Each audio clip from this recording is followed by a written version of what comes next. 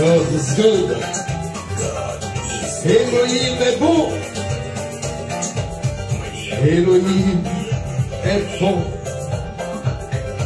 Il est bon. Il est bon. Il est bon. Il est bon. Il est bon. Il est bon. Elohim. Il est bon. Elohim.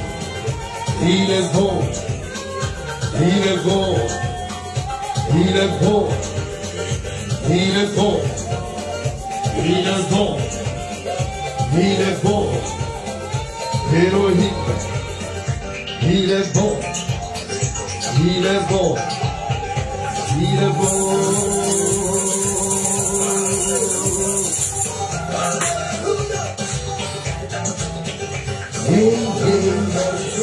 God is good. Il est bon. Il est bon. Hey, God lead. Il est bon. Il est bon. Give it all. Il est bon. Il est bon. Il est bon. Il est bon. Il est bon. Hey, God lead. Shine ici. Il est bon, le Seigneur. Amen. Amen. Amen. Amen. Avec une plus grande confiance. Amen. Il est bon. Alléluia. Merci Seigneur pour ta grâce. Merci pour ta bonté. Merci pour ta fidélité. Merci parce que tu es bon. Amen. Merci parce que tu es bon. Merci pour ta grâce. Merci de pouvoir nous réunir ce soir, en ce 29e jour de la 11e lune. Nous sommes à l'aube du dernier mois, avant d'entrer dans le mois de Pâques, le mois de Pessa, le mois d'Aviv, le mois du printemps, le premier mois de l'année devant l'Éternel, le premier mois de l'année pour les arbres, pour les forêts, le premier mois de l'année pour toute la créature, pour toute la création, le premier mois de l'année pour les étoiles, le premier mois de l'année pour la lune, le premier mois de l'année pour le soleil, le premier mois de l'année pour le trône de l'Éternel, le premier mois de l'année pour le peuple d'Israël, le premier mois de l'année, alléluia, pour tous ceux qui respirent, le premier mois de l'année, alléluia. Merci, parce que Seigneur, tu as fait la nature si bien. À chaque fois que nous passons ce premier mois de l'année, chaque arbre, tu ajoutes un nœud afin qu'on connaisse l'orage. Alléluia. Alléluia. Tu ne le fais pas au mois de janvier, mais tu le fais toujours au printemps. Alléluia. Alléluia. Lorsque nous prenons de l'âge, on ne dit pas qu'on a 2 hivers, mais on dit qu'on a 10 printemps, 20 printemps. Parce que c'est pas qu'instituer des choses comme ça. Même si les hommes ont changé les choses, mais toi tu ne changes pas. Amen. Amen. Tu ne changes pas de langage. Tu ne changes pas ton calendrier. Tu ne changes pas ta pensée.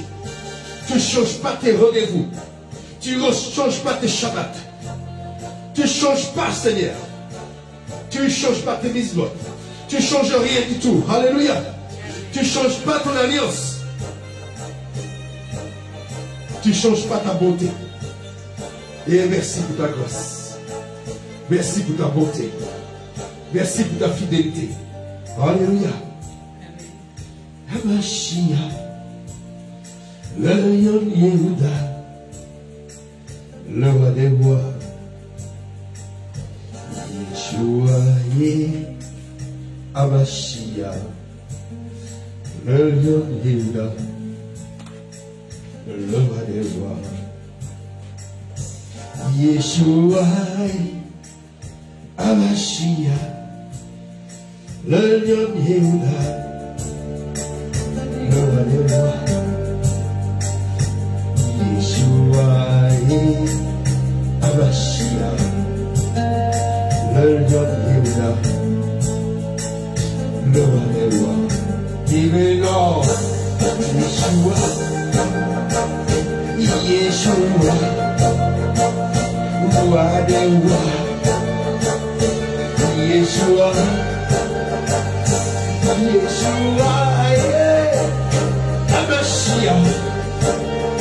Le lion de Juda, le roi des rois. Jesus to the lead of the Lord, we begin to shake our Lord and break and Zion. Tu règnes d'éternité en éternité. Cela fait 1992 ans qu'il a été couronné roi des rois. Il a cru. C'était pour t'humilier en tant que roi des Juifs. Parce que tu disais que tu étais le roi. Parce qu'on disait que toi tu étais le roi des Juifs. Mais il ne savait pas qu'il était en train de couronner le roi des rois. Alléluia. Il est en train de couronner le roi des rois. Le roi des rois. Le roi des rois. Le roi des rois. Yeshua, Hamashia, le lion Yehuda, le roi des rois. Yeshua, Hamashia, le lion Yehuda, le roi des rois. Il est l'Ordine Saigon. Messiah, the young Yehuda. Amen. Yeshua. Alléluia. Amen. Amen. Merci Seigneur. Alors je te laisse prier.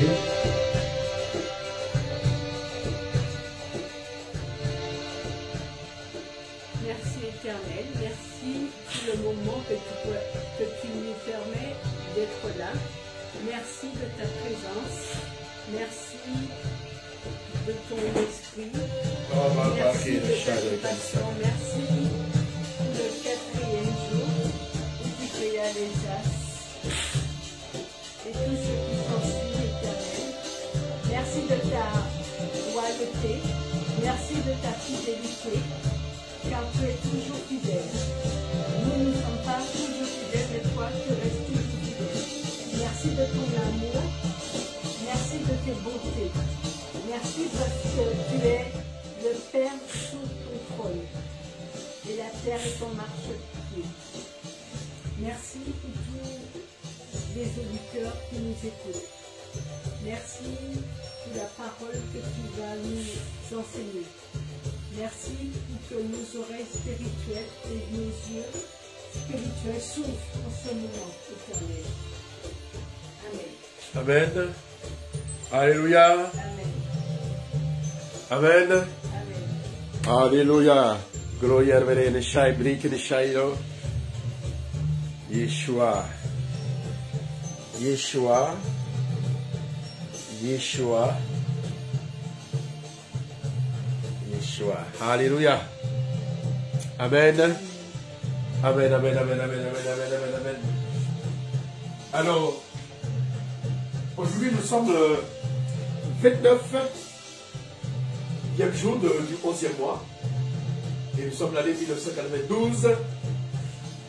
1992 ans que le Seigneur a été couronné, roi des rois, Seigneur des seigneurs, le roi des Juifs, le roi des Yehudim, le roi de la tribu de Yehuda, le lion de la tribu de Yehuda, le chef de la tribu de Yehuda.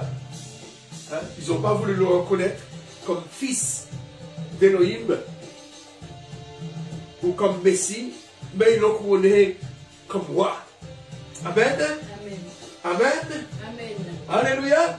Amen. Alors, qui veut dire qu'ils étaient obligés de reconnaître, hein, comme on dit que tous les disciples c'était des Yehudim. Et ils ont reconnu que Yeshua était le Messie. Amen. Il était l'Aleph, le commencement et la fin. Alors aujourd'hui, nous allons voir un film sur la transfiguration. Alors, dans le mot transfiguration, on voit qu'il n'y a pas comme mot. Transfigure, on voit quoi par exemple comme mot? Transformation. Amen. Figuration. Figure. C'est-à-dire la transformation du visage de Yeshua. Vous vous rappelez lorsque Moïse il est sorti de la montagne, après que le peuple ait péché le veau d'or, qu'il est entré dans la tente, son visage était Amen. Et aujourd'hui nous allons voir la transfiguration de Yeshua, mais Moïse sera là aussi. Alléluia. Et Moshe et Eliyahu. Eliyahu c'est qui? Eliyahu c'est qui? Eli. Alors Eli, El, Elohim, le Vav, Elohim, Yahou. Qui veut dire que Elohim est je suis. D'accord? Elohim, je suis.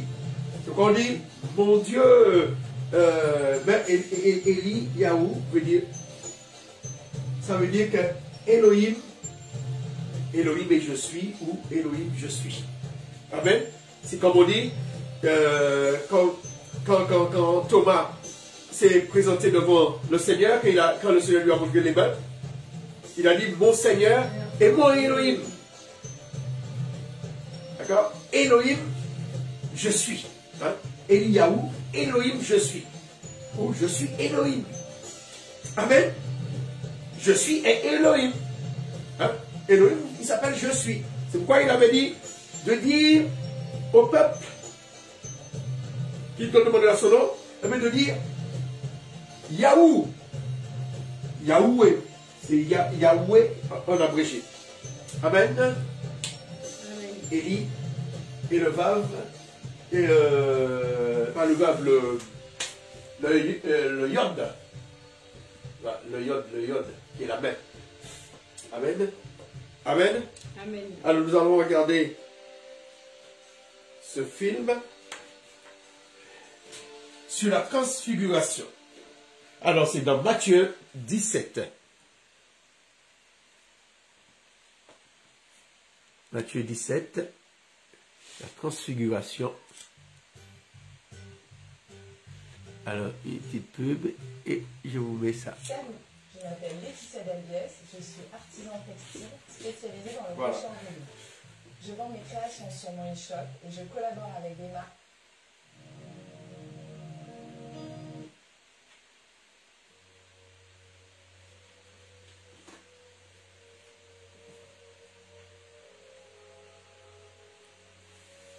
Je vous le dis, c'est la vérité.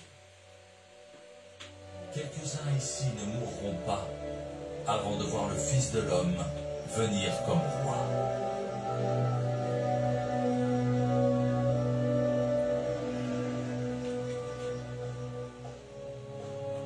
Six jours après, Jésus emmène avec lui Pierre, Jacques et Jean, le frère de Jacques. Il les conduit sur une haute montagne, loin des gens. Sous leurs yeux, Jésus change d'aspect.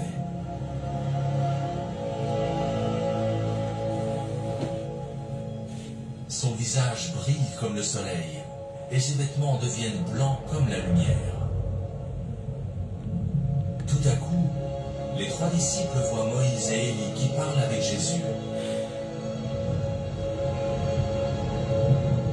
Alors Pierre dit à Jésus, « Seigneur, c'est une bonne chose pour nous d'être ici.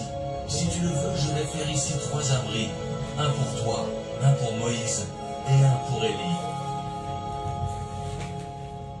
Pendant qu'il parle, un nuage brillant arrive et les couvre de son ombre. Une voix vient du nuage et dit, « Celui-ci est mon fils très aimé. C'est lui que j'ai choisi avec joie. Écoutez-le. » Quand les disciples entendent cela, ils tombent, le front contre le sol. Ils ont très peur. Jésus s'approche, il les touche et leur dit, « Relevez-vous, n'ayez pas peur. » Les disciples lèvent les yeux et ils ne voient plus que Jésus seul.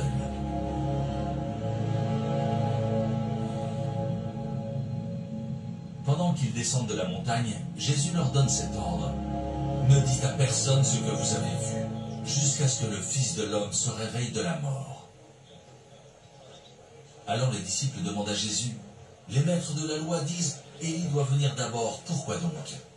Jésus leur répond, « Oui, Élie doit venir pour tout remettre en ordre. Mais je vous le dis, Élie est déjà venu. Les gens ne l'ont pas reconnu et lui ont fait tout ce qu'ils ont voulu. De la même façon, ils feront souffrir le Fils de l'homme. » Alors les disciples comprennent que Jésus leur parle de Jean-Baptiste.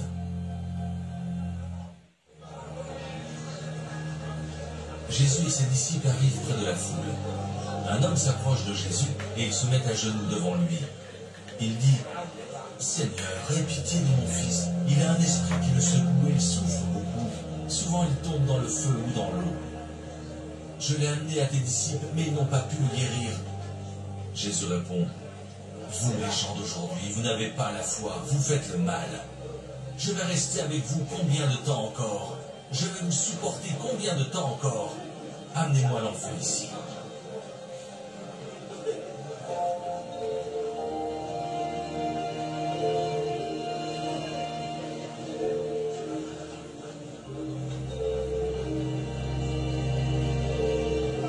Jésus menace l'esprit mauvais et il sort de l'enfant. Au même moment, l'enfant est guéri. Quand les disciples sont seuls avec Jésus, ils s'approchent de lui et lui disent « Et nous n'avons pas pu chasser cet esprit, pourquoi donc ?» Jésus leur répond « Parce que vous n'avez pas beaucoup de foi. Je vous le dis, c'est la vérité. Si votre foi est aussi petite qu'une graine, vous pourrez dire à cette montagne « Pars d'ici et va là-bas » et elle le fera. Rien ne sera impossible pour vous.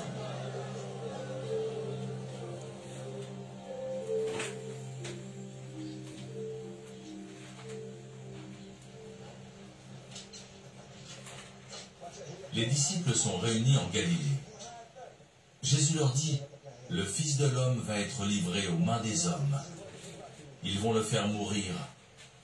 Et le troisième jour, il se réveillera de la mort. » Les disciples sont tout tristes à cause de cela.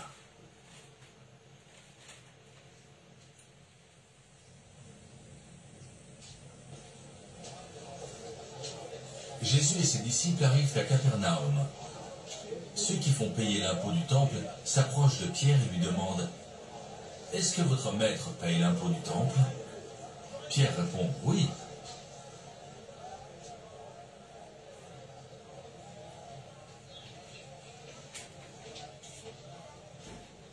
Ensuite, il va dans la maison. Aussitôt, Jésus prend la parole et il dit à Pierre, « Simon, qu'est-ce que tu en penses? Qui doit payer les impôts et les taxes au roi de ce monde? Est-ce que ce sont les gens du pays ou les étrangers? » Pierre répond, « Les étrangers. » Jésus lui dit, « Donc les gens du pays ne sont pas obligés de payer. Mais ceux qui font payer l'impôt du temple ne comprendront pas cela. C'est pourquoi, va pêcher dans le lac. Prends le premier poisson qui viendra, ouvre-lui la bouche. Tu trouveras une pièce d'argent. Prends-la et donne-la pour payer mon impôt et le tien. » Alléluia. Amen. À ce moment-là, les disciples... Amen. Amen. Si vous êtes propriétaire d'une maison chauffée au gaz, ouf, Alléluia. Amen.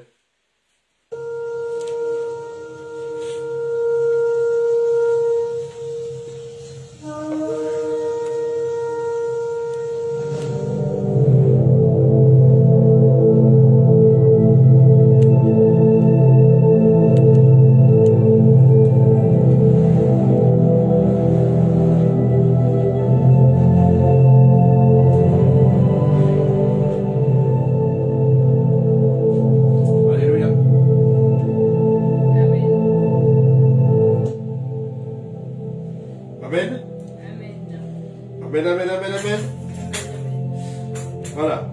Alors nous avons vu ce passage. Alors c'est dans Matthieu 17. Hein, le passage que nous avons vu là. Ce passage qui existe aussi dans les autres évangiles, dans les synoptiques. Ça n'existe pas dans l'évangile de Jean.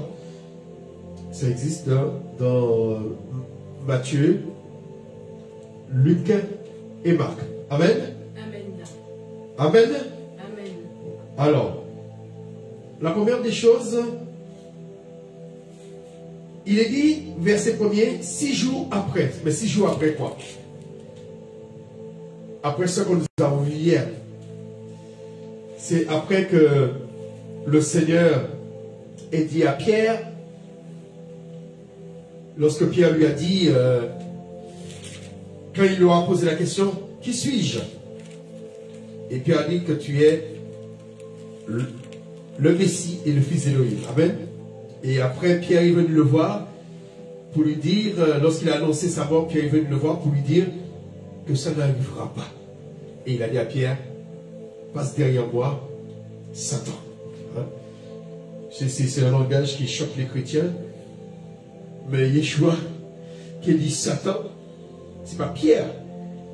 Mais il est en train de dire, Satan ça veut dire ennemi. Il n'est pas en train de dire que Pierre est le diable. Mais il est en train de dire à Pierre que tu es un obstacle pour moi. tu es mon ennemi. Hein? Nous avons vu la lettre, le het, c'est une barrière. Ça veut dire que sors devant moi. Tu es une barrière pour moi. Tu es une barrière pour m'empêcher de faire la volonté de mon Père. C'est quoi une barrière? Si vous voulez passer, vous dégagez la barrière. Qui dit, passe derrière moi, ça veut dire que sors devant moi. Sors devant mon passage, laisse-moi continuer, laisse-moi poursuivre mon but. C'est une manière pour dire la détermination. Il est déterminé à accomplir la volonté de son Père. Amen. Amen. Alors, nous allons faire un petit peu d'exégèse. Alors, Matthieu 17. Alors, ce texte est aussi dans Marc 9. Prenons Marc 9, ne perds pas la page, et Luc 9. Nous allons voir. Alors, il est dit dans 6 jours après. Et nous allons voir que Marc, qu'est-ce que Marc dit? Dans le film que nous avons vu, oui, ça l'a signalé. Le nombre de jours après, Marc 9, verset 2.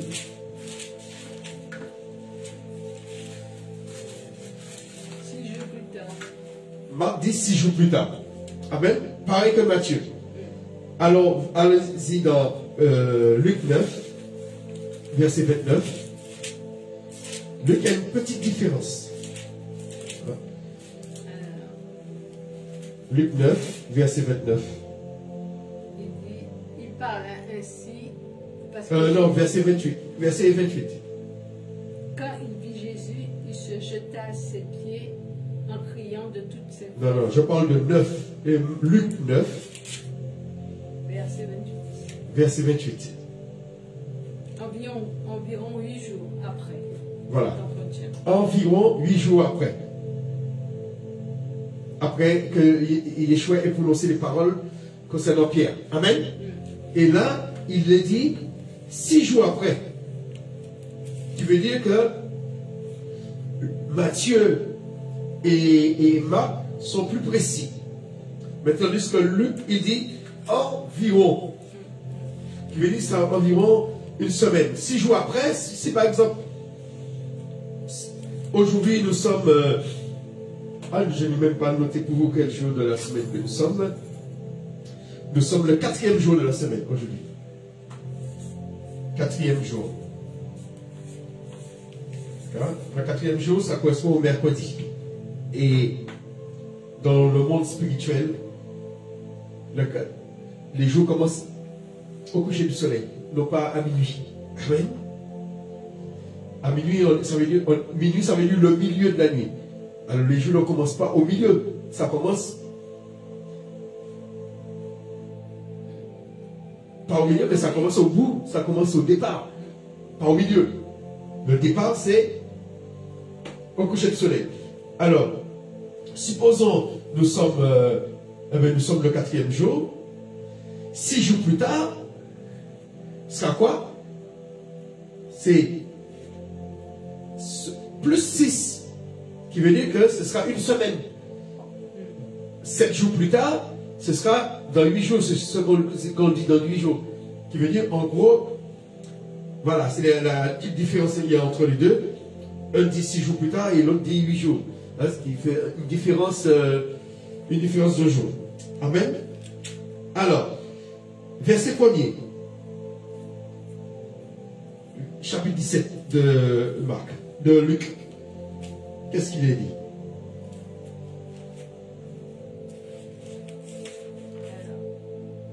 Jésus dit, Luc ou Matthieu 17.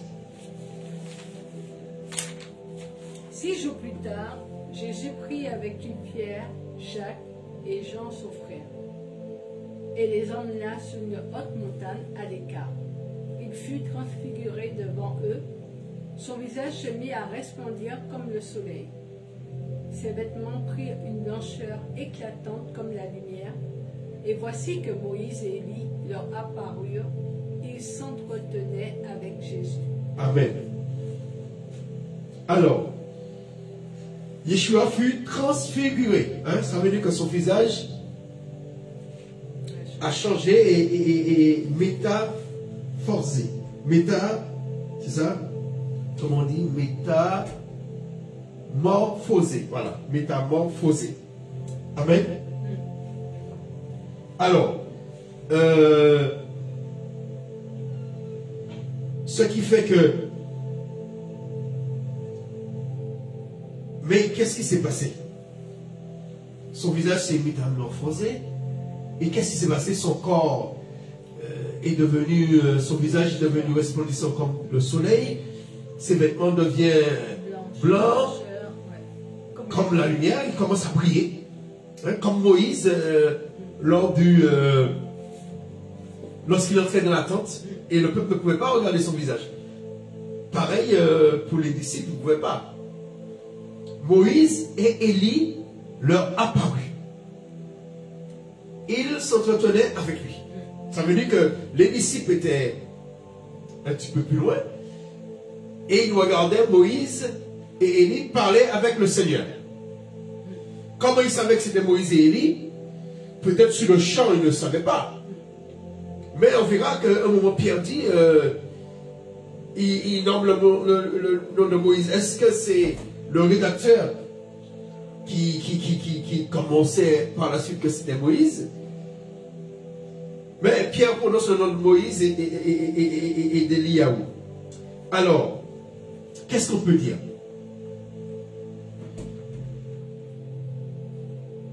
Moïse, Élie, avant de parler de Moïse, Élie, comment il a quitté ce monde, Élie? Parce que s'ils ont apparu, c'est parce qu'ils ne sont pas dans ce monde. Élie, comment il a quitté ce monde? On se rappelle, il est avec son fils spirituel, Élisée, et il est monté avec son char de feu. Un char de feu. Mais Moïse,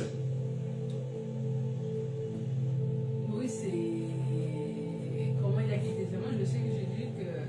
alors, Moïse, on va voir comment Moïse a quitté ce monde.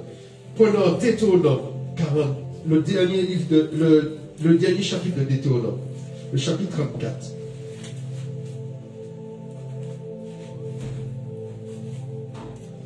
Bonjour, mademoiselle.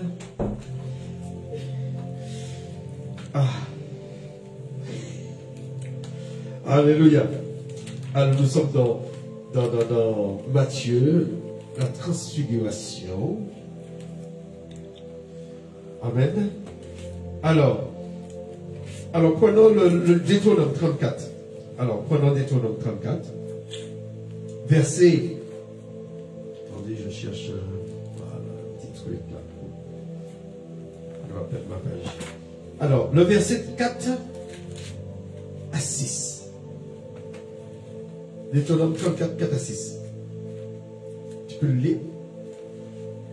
Alors l'Éternel lui dit, voilà le pays que j'ai promis par serment à Abraham, à Isaac et à Jacob. Lorsque je leur ai dit, je donnerai ce pays à vos descendants, je te l'ai fait voir de tes propres yeux, mais tu n'y entreras pas. Moïse, serviteur de l'Éternel, mourra dans le pays de Moab, comme l'Éternel l'avait déclaré. Dieu lui-même l'enterra dans la vallée de Moab, en face de Beth-Péor. Et jusqu'à ce jour, personne n'a jamais su où était son tombeau. Jusqu'à ce jour, personne N'a jamais su où était son tombeau. Alors, la question se pose. Puisqu'il est dit,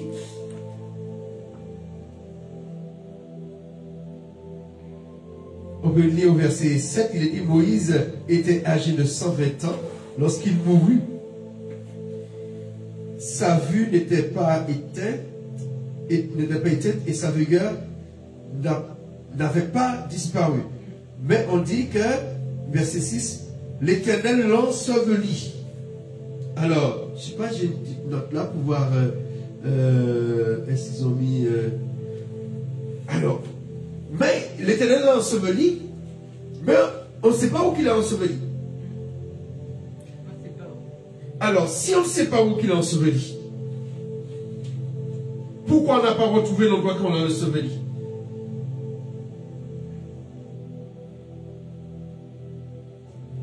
Parce que celui qui écrit ce texte,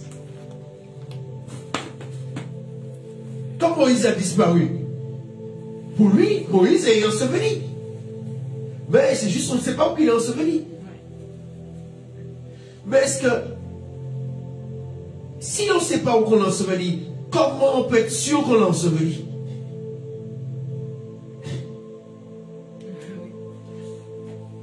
Qui a vu Moïse mourir? On l'a vu monter sur la montagne. L'Éternel lui dit, c'est là le pays, il a monté le pays que je donnerai à ta descendance. Verset 5, Moïse, serviteur de l'Éternel, mourut là. C'est d'ailleurs le rédacteur, parce que ce n'est pas Moïse qui écrit ce texte. Il a laissé des textes, mais et puis on a repris certains textes, il a repris, mais ces textes-là, ce n'est pas lui. Il ne peut pas commenter sa mort.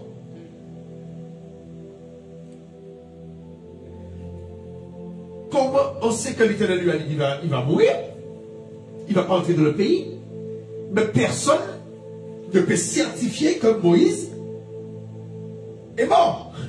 Est passé par la mort. Parce que là, il apparaît. Est-ce que pour Élie, on peut comprendre. Élie, il est monté au ciel, il n'est pas passé par le séjour des morts. Mais est-ce que quelqu'un qui est dans le séjour des morts peut revenir? Lorsque Yeshua a donné la parabole, peut-être on le verra, du riche et Lazare. À un moment, le riche dit, mais d'aller dire, d'envoyer des gens pour dire à ses amis de ne pas venir dans le séjour des morts, de ne pas venir dans l'enfer. Parce qu'il fait chaud.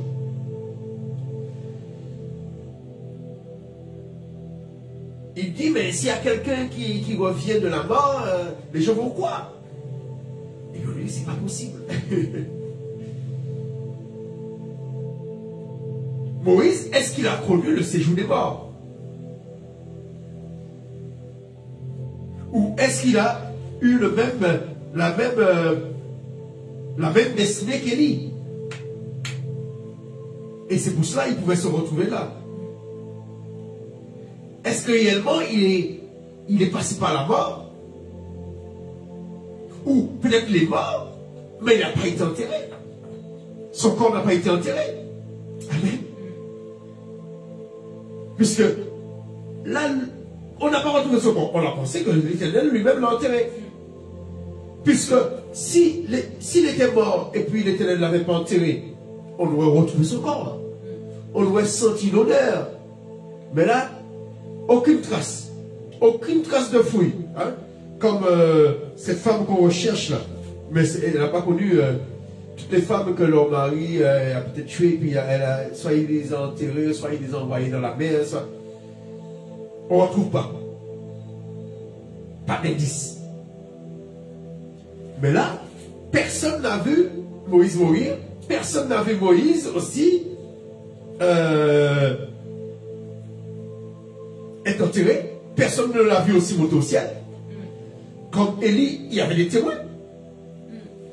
Il y avait Élisée. Mais pour la mort de Moïse, pour la disparition de Moïse, on ne sait rien. On sait qu'il est monté. Ça, c'est entre lui et le Seigneur. Mais, il y a une petite révélation. Pendant la fin du Nouveau Testament, juste avant l'Apocalypse, le livre de Jude. Jude, c'est juste avant l'Apocalypse. Jude, c'est le frère de Jacques. C'est le fils de Joseph. Joseph, le père de Yeshua. Hein, le beau-père ou le père adoptif de Yeshua.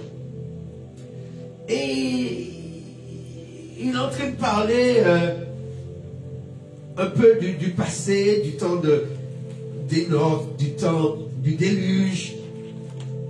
Et puis il parle de Moïse.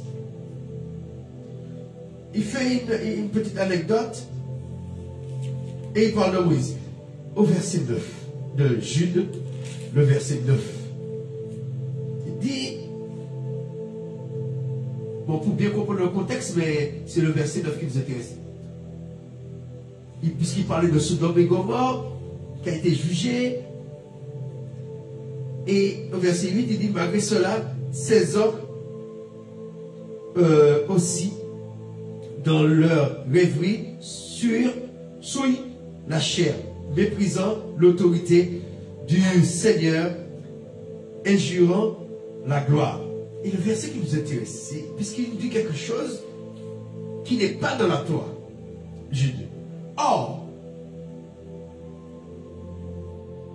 lorsqu'il contestait avec le diable, qui contestait avec le diable et discutait au sujet du corps, mais qui discutait au sujet du corps, on peut penser que Moïse a connu la mort, mais son corps a été discuté. Mais discuté avec qui? L'archange Michel.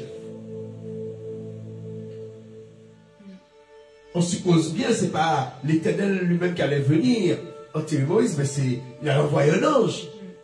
Les anges sont là, ce sont ses serviteurs.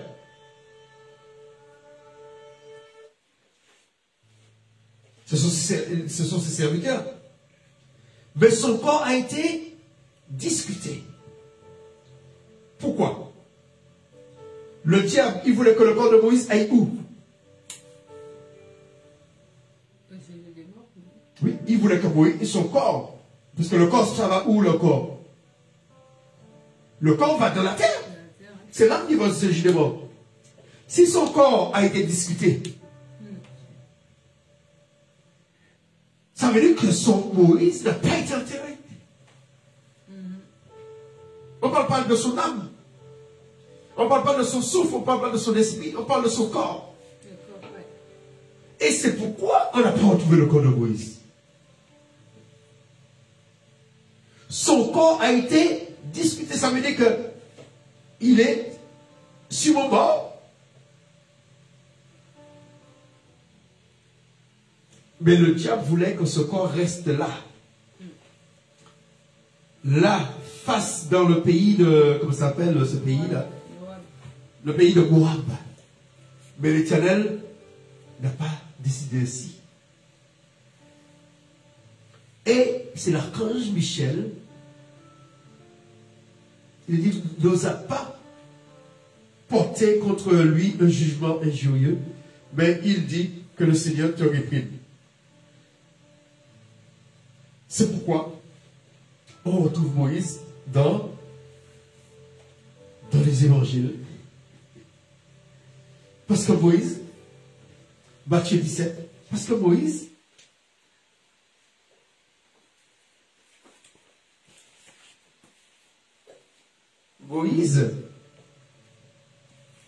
il est passé par la mort, mais son corps n'est pas descendu de la terre. Amen.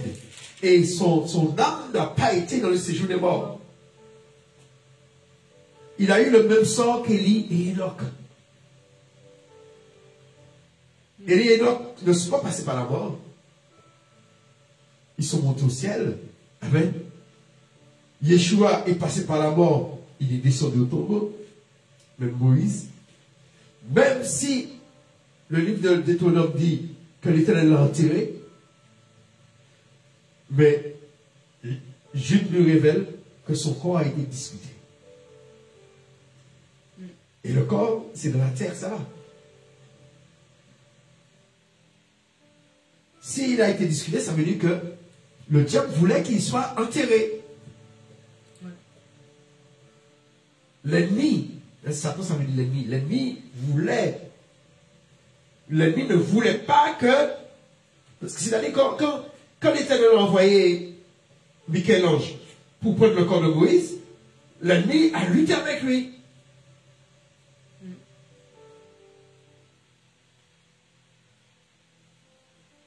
A voulu prendre le corps de Moïse pour l'emmener auprès de l'Éternel. L'ennemi a lutté avec lui. Et il lui a dit quoi? Que l'Éternel te réprime. Parce que pourquoi? L'ennemi voulait faire quoi? Empêcher que la volonté du Seigneur se fasse. C'est pourquoi on n'a pas retrouvé son corps. Celui qui écrit le livre des Deutéronome, eh bien, ils ont écrit ce qu'ils savaient. Mais Jude qui a connu le Seigneur, Jude qui était le frère du Seigneur, il a eu la révélation. Le Seigneur, il y a plein de choses que le Seigneur leur a dit, et puis qui n'a pas été écrit dans les évangiles, qui n'est pas dans les évangiles. Et ça, c'est une lumière que... C'est une lumière c'est une lumière supplémentaire. Amen. Que Moïse, son corps a été discuté. Amen. Et c'est pourquoi il pouvait apparaître. Alors, souvent, on entend que les catholiques qui parlent de l'apparition de la Vierge Marie ou l'apparition d'Anne.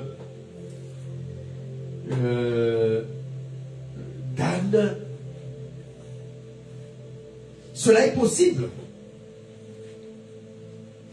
si elles ne sont pas passées par la mort, si elles ne sont pas passées par le séjour des morts, si elles ne sont pas passées,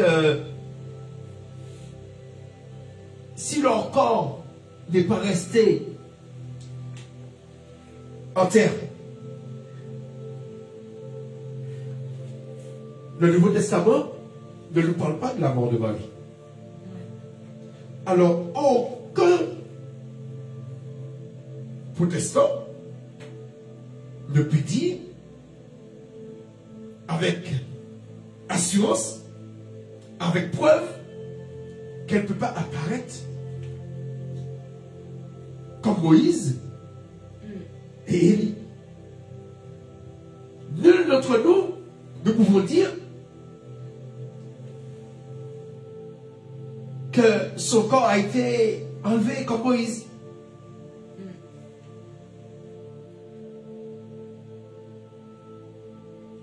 Lorsqu'on dit que certaines personnes, il n'y a rien d'étonnant. C'est juste, tout n'est pas écrit. Tout n'est pas écrit. Mais nous ne savons pas, est-ce que l'Éternel a fait grâce à sa servante et qu'elle a connu le même sort que Moïse? Il y a un livre apocryphe qui en parle. Et qui parle de la mort de Marie. Et qui dit qu'elle a été enterrée. Mais après, son corps a disparu.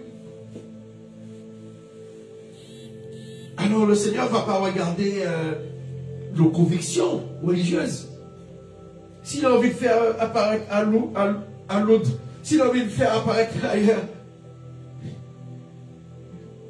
il ne regarde pas ce que nous, les protestants, nous pensons. Le Seigneur, il fait ce qu'il veut. Quelles que soient nos convictions. Alors ne le jugeons pas. Si quelqu'un dit qu'il a vu la Vierge apparaître tel endroit, qui es-tu pour dire que c'est faux? Pareil, Pierre, Jean et Jacques, ils ont bien vu Moïse apparaître. Comment nous pouvons juger des bergers qui ont vu, je sais pas, qui ont vu...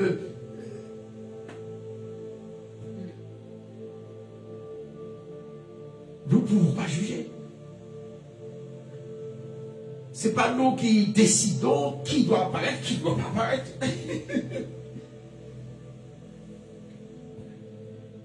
Mais il y a des livres, le livre, l'évangile de Marie, qui parle qu'elle a été enlevée.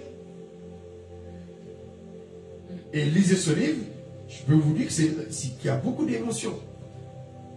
Le jour de savoir la façon que les choses se sont passées, le jour de savoir la même chose qui s'est passée là, Moïse, c'est-à-dire qu'il y avait déjà des apôtres qui étaient déjà morts. Et dans ce livre, c'est pourquoi ça crée des doutes. Il est dit que les 12 apôtres, même ceux qui étaient déjà morts, puisqu'il y avait Jean qui était avec elle, eh bien, ils sont venus autour d'elle. Même ceux qui étaient à l'étranger, Pierre qui était à l'étranger, qui était à Rome, l'Éternel, ils n'avaient pas d'avion. Ah, c'est pourquoi on peut penser que, mais non, l'Éternel ne peut pas faire ça. Les sorciers le font. Comment les sorciers ont plus de puissance que l'Éternel? Les sorciers arrivent à se réunir d'un pays à un autre. Ce pouvoir-là, ils ont pris ça où?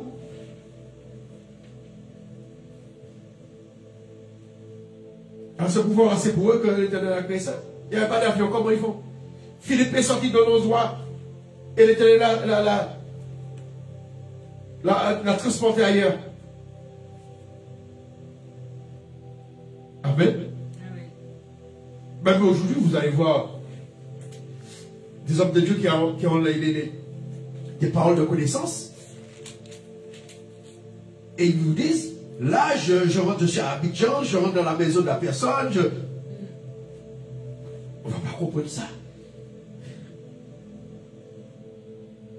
L'Éternel fait ce qu'il veut, il est tout puissant. Un autre qui n'a jamais mis les pieds, il va te dire que oui, je vois. Là, il y a une porte, la porte elle est là. Il y a un homme telle manière. Il n'est jamais entré chez toi. Mais le Seigneur lui montre la vision.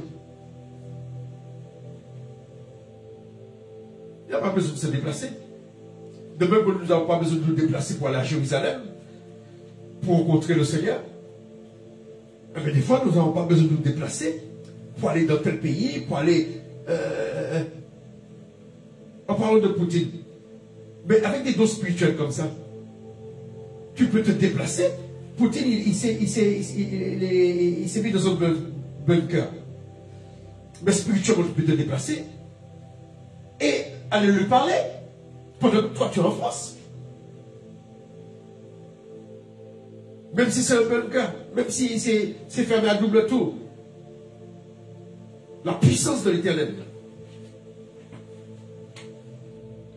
Alors, ne disons pas, ah c'est Satan, c'est Satan. Même si le frère peut avoir des faiblesses, il peut avoir des problèmes, il peut avoir... mais ce n'est pas parce qu'il a des faiblesses que les dons qu'il manifeste là, ça ne vient pas du Seigneur. Amen. Amen. Amen. Alors, continuons la lecture.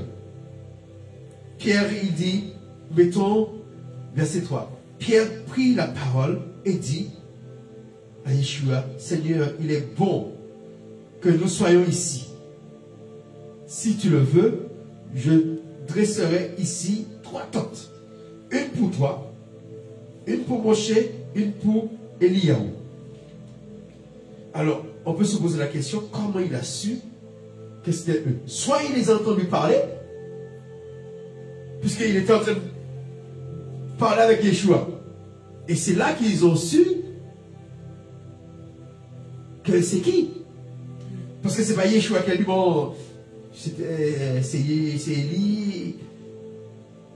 C'est au travers de la conversation qu'il a eu. Parce qu'il n'a jamais vu la photo d'Élie, il n'a jamais vu la photo de Moïse. Et ça pouvait être Enoch. Mais comme il a su, c'était Élie et c'était Enoch. Et c'était Moïse. Souvent, c'est par rapport à la conversation qu'ils ont eue. Alors, verset 5, qu'est-ce qu'il dit? Pendant qu'il parlait ainsi, une nuée lumineuse les enveloppa et une voix en sortit qui disait, celui-ci est mon fils bien-aimé, celui qui fait toute ma joie, écoutez-le. Amen. Celui-ci est mon fils bien-aimé. Là, je crois que c'est la deuxième fois que l'Éternel parle audiblement, comme, ça vous rappelle quel jour? Comme le jour du baptême. Et comme quel jour encore l'Éternel a parlé comme ça? Audiblement. Comme ça, on entend une voix dans l'atmosphère. Jeanne, que est-ce? Dans l'Ancien Testament. Au peuple d'Israël. Vas-y. Oui, mais à quel moment? C'était quel jour? Le jour, qu'est-ce qu'il leur a dit ce jour-là?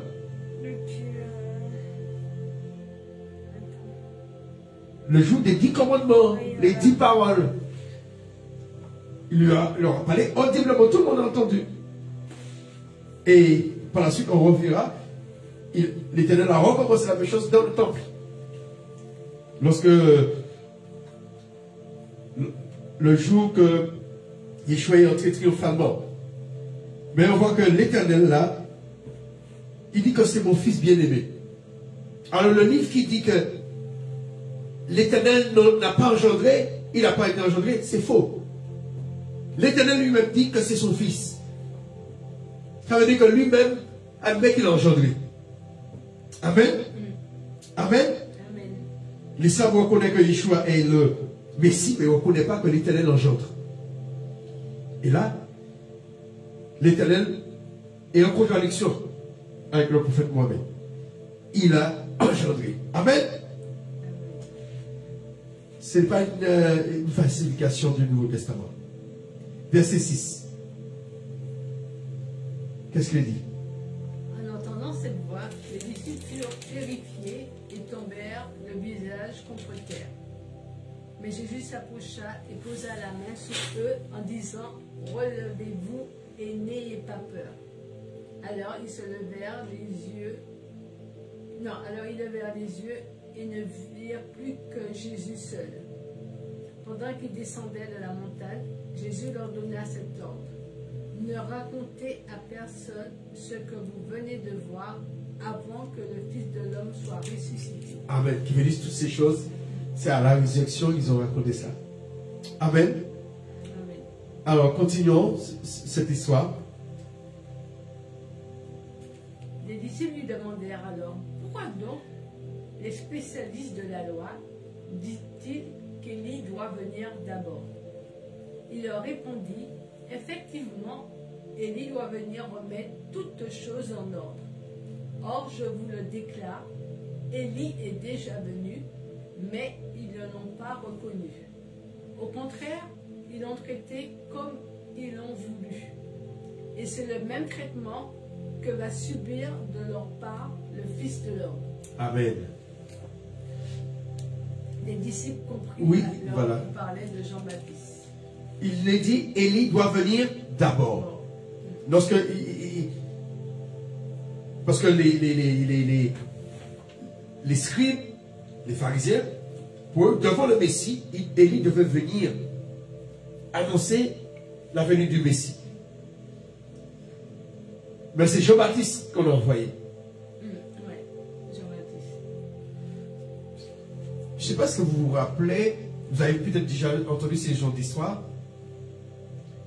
Il y avait un pasteur, il s'est habillé comme un clochard, Ouais. et personne ne s'est occupé de lui. Et après, on a découvert que c'était le pasteur. Mais Jean-Baptiste, c'est comme ça. Il avait quoi? Des habits de poil de chameau, Une ceinture en cuir. une ceinture en cuir. Il mangeait quoi? Des sauterelles et du miel. C'est une nourriture pure, les sauterelles. Sauterelles. Hein? Il mangeait pas de porc, il mangeait des sauterelles. Tu imagines comme ça, quand tu manges des sauterelles avec du miel? J'imagine quand tu casses la tête comme ça, paf, ça fait. Et la sauce de la sauterelle, là, la sauce blanche. Hein? C'est pas de la mayonnaise, Jadou. Hein? Il ne mettait pas de sel, c'est du miel, sucré comme ça. Eh bien, ce Jean-Baptiste-là, qui était dans le désert, avec les vipères, les scorpions, c'était Élie. Élie qui est venu. Mais Jean-Baptiste lui-même ne savait même pas qu'il était Élie. De même que Yeshua, Yeshua s'est incarné, Élie pouvait s'incarner aussi. Comme Matthieu, comme il s'appelle,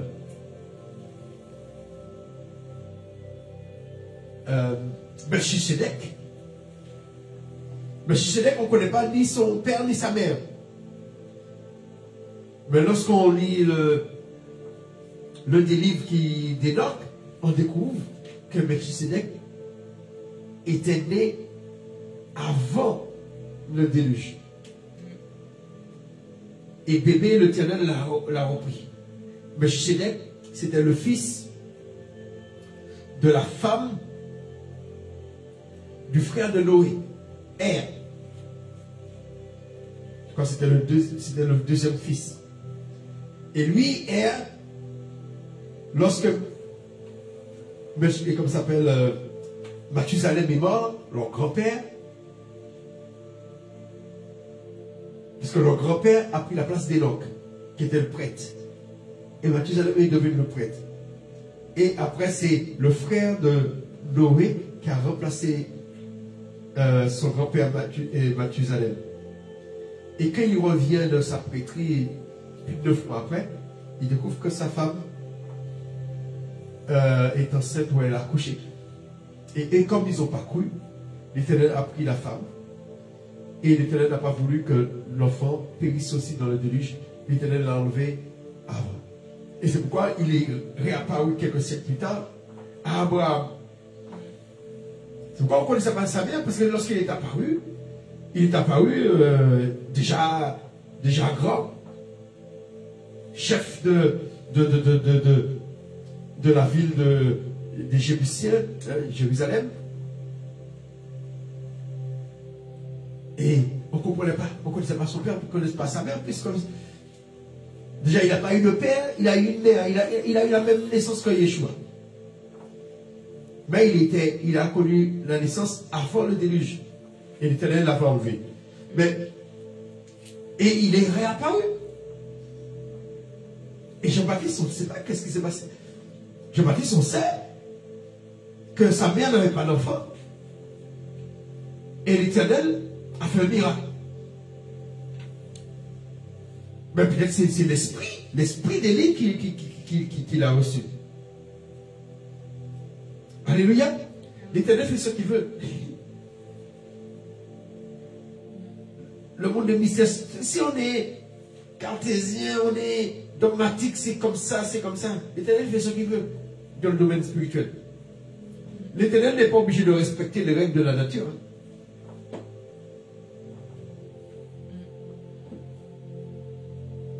Alors on ne peut pas être sûr, c'est ça, c'est ça, c'est ça.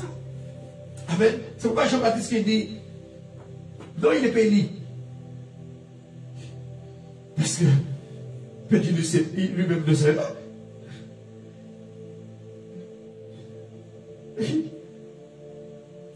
La chose qu'il sait, qu'il est appelé à la voix dans le désert. La seule chose qu'il sait. La voix qui crie dans le désert. Elle est sauvée à crier dans le désert. Amen. Alors, continuons la dernière histoire. Lorsque Yeshua revient de la montagne. Alors, quand ils furent revenus auprès de la foule, un homme s'approcha de Jésus, se jeta à genoux devant lui et le supplia. Seigneur, aie pitié de mon fils. Il est épileptique et il souffre beaucoup.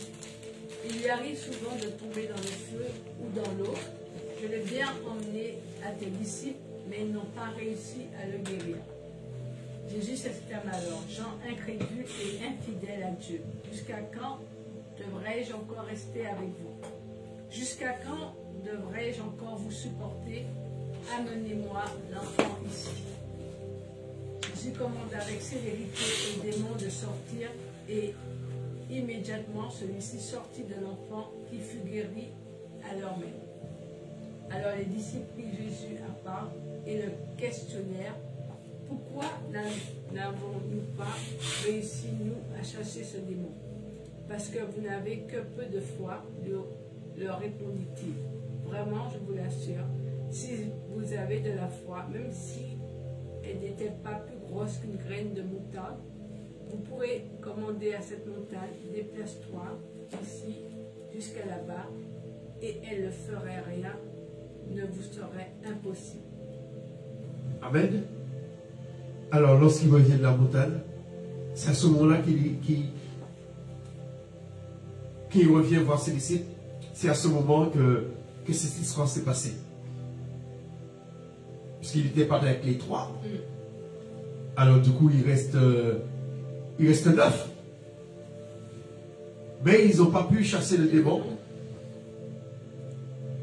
Et Yeshua, il prie pour l'enfant. Et l'enfant est guéri. Et les disciples se posent la question, mais parce que quelques temps avant, Yeshua les avait envoyés annoncer la bonne nouvelle, annoncer que le royaume des cieux est proche. Il leur a donné le pouvoir de guérir les malades, de chasser les démons, de ressusciter les morts. Amen. Et eux qui sont revenus, qu'est-ce qu'ils ont dit? Eh bien, nous avons vu. Nous avons chassé les démons, nous avons ressuscité des morts, non, pas des ressuscité des morts, mais nous avons... Parce qu'il n'y a pas de témoignage. Mais ils ont guéri des malades, des palais, etc. Et Yeshua disait, je voyais Satan tomber du ciel comme des éclairs. Chaque fois que vous liez Satan, il était lié aussi dans le ciel. Chaque fois que vous libérez un démoniaque, il y avait quelque chose qui se passe dans le monde spirituel, dans le monde de ténèbres, dans le monde céleste. Et là, ils n'arrivent pas. Et ça, c'est des choses qui nous arrivent jusqu'à maintenant. Il y a des esprits qui insistent. Et c'est pourquoi il est dit quoi? Ce sort de démons ne sortent que par la prière et par le jeûne. C'est pourquoi il y a des délivrances qui se font par le jeûne.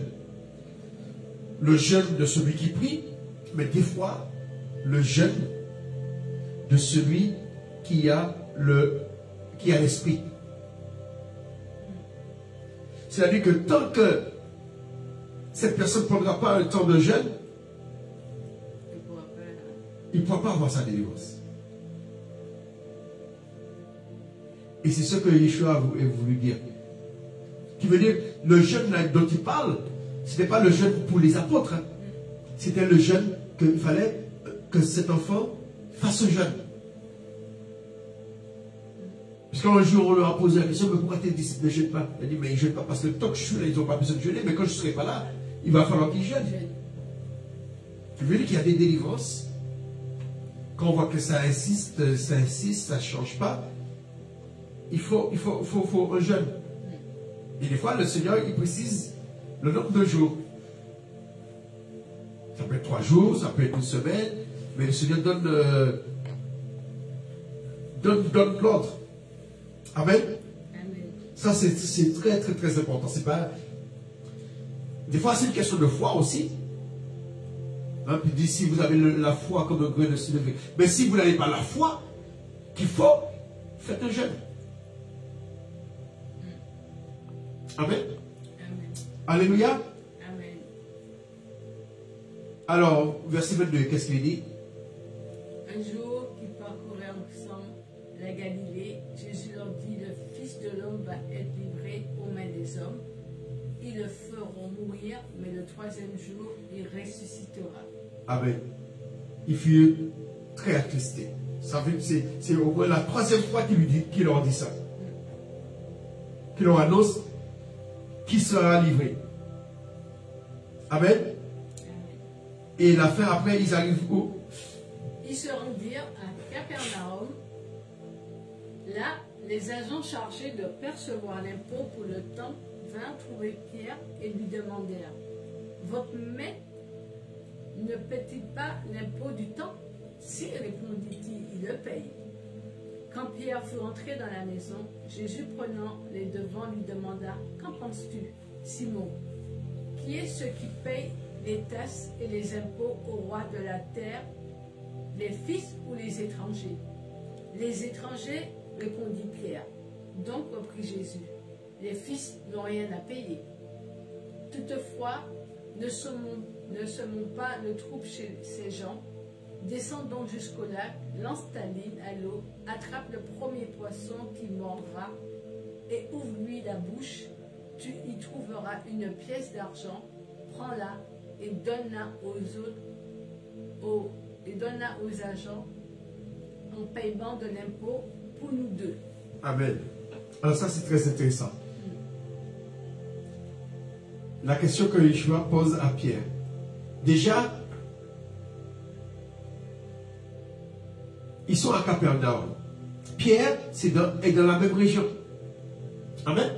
Pierre, Jacques, Jean, ils sont dans la même région. Amen. Et il pose à Pierre la question, mais qui doit payer? Simon, penses-tu les rois de la terre, de qui prennent-ils des taxes ou un tribut? De leurs fils ou des étrangers, c'est-à-dire de leurs habitants ou des étrangers? Pierre répond, des étrangers. Alors ce qui se passe, c'est un péage. Les habitants ne payaient pas, mais les étrangers qui venaient pour vendre, ils payaient. C'est comme si, comme vous allez au marché vendre, et puis il y a le policier qui passe. Voilà, c'est ça le péager. On dit le péager, mais le péage. Amen. Et Yeshua dit, mais pour qu'il n'y ait pas de problème, pour qu'il n'y ait pas de trouble, parce que moi je suis de Nazareth, là on est à Capernaum, et toi tu es dans le coin, tu es de la même région, on va payer pour les deux. Tu vas avoir un poisson, comme Jonas, et dans la bouche de ce poisson, il y aura quoi? Une pièce d'argent. Mais pour que nous ne les scandalisons pas, qui veut dire que toi tu n'as rien à payer, et tire, va à la mer, jette un hameçon, tu jettes l'hameçon, tu pêches à la ligne, et tire le premier poisson qui viendra. Il viendra, le poisson viendra. Ouvre-lui la bouche et tu lui trouveras starter. Starter, ça veut dire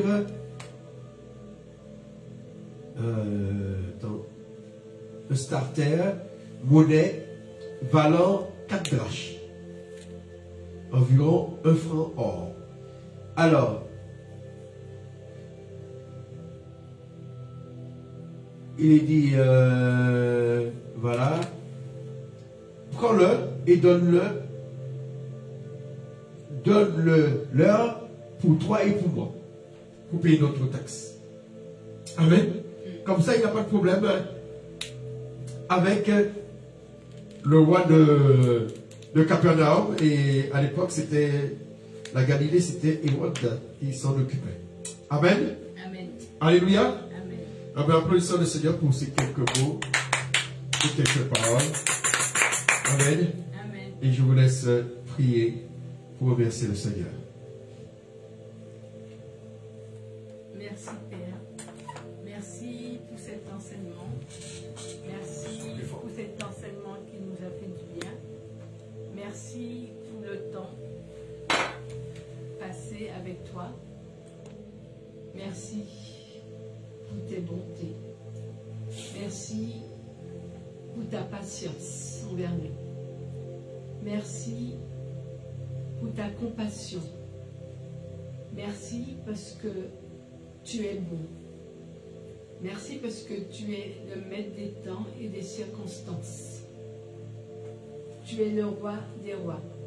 Tu es l'Aleph, tu es le Taf, tu es le Yé, tu es le Haïm. Merci pour tout ce que tu es. Merci parce que tu nous as créés. Merci pour tout ce que tu as mis à notre disposition, Seigneur.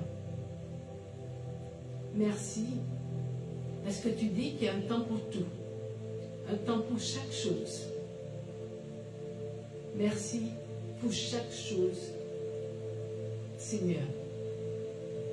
Bénis ceux qui sont dans le besoin, Seigneur. Pourvois à leurs besoins. Prends pitié de tous ceux qui sont malades, Seigneur. Prends pitié de nous. Seigneur, en ce moment, tu vois ce qui se passe au pays de l'Ukraine et de la Russie, Seigneur. Tu vois ces milliers de personnes en exode, Seigneur, comme ton peuple a été en exode. Alors, Seigneur, prends pitié de toutes ces personnes qui s'en vont, qui ne savent pas où aller. Mais toi, donne-leur la direction, Seigneur. Prends-les sous tes ailes. Prends pitié de ces personnes, Seigneur. Prends soin d'eux, comme tu as pris soin de ton peuple dans le désert. Ni leurs habits, Seigneur, ne sont usés, ni leurs chaussures, Seigneur.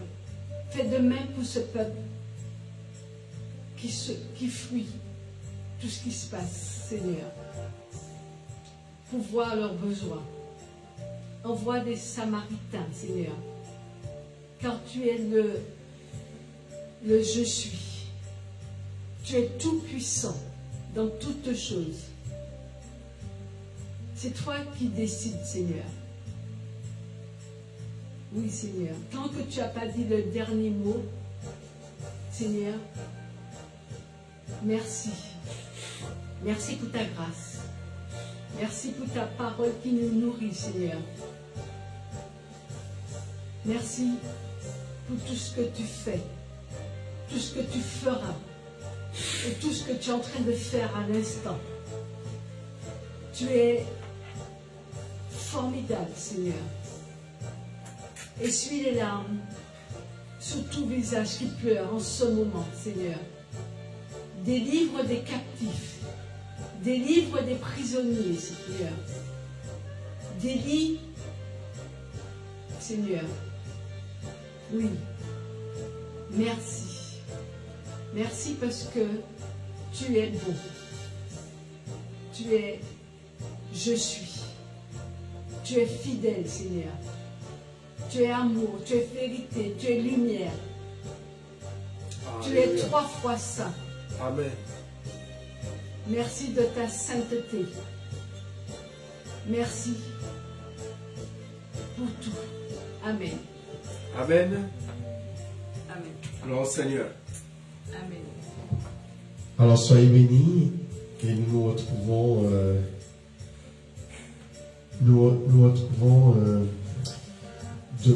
demain soir.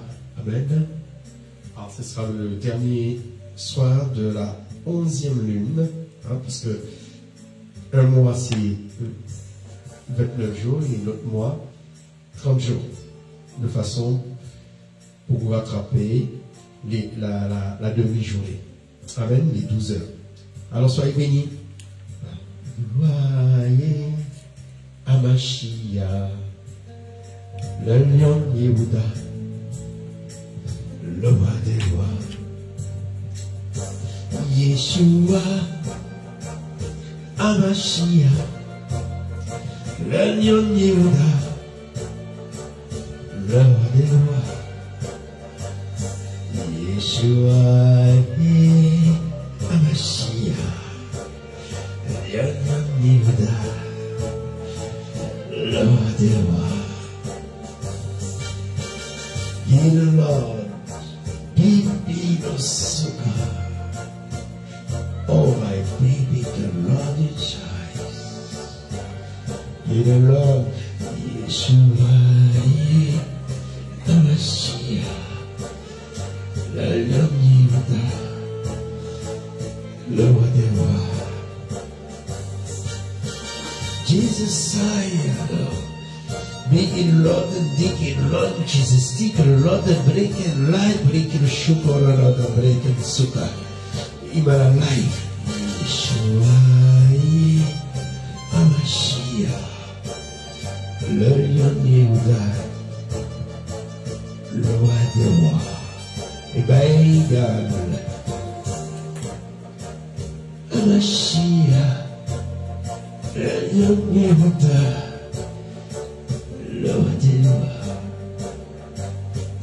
Yeshua, Amashia, le lion Yehuda, le roi des rois. Et qu'il brise le choco. Amashia, le lion Yehuda. Que le Seigneur vous bénisse.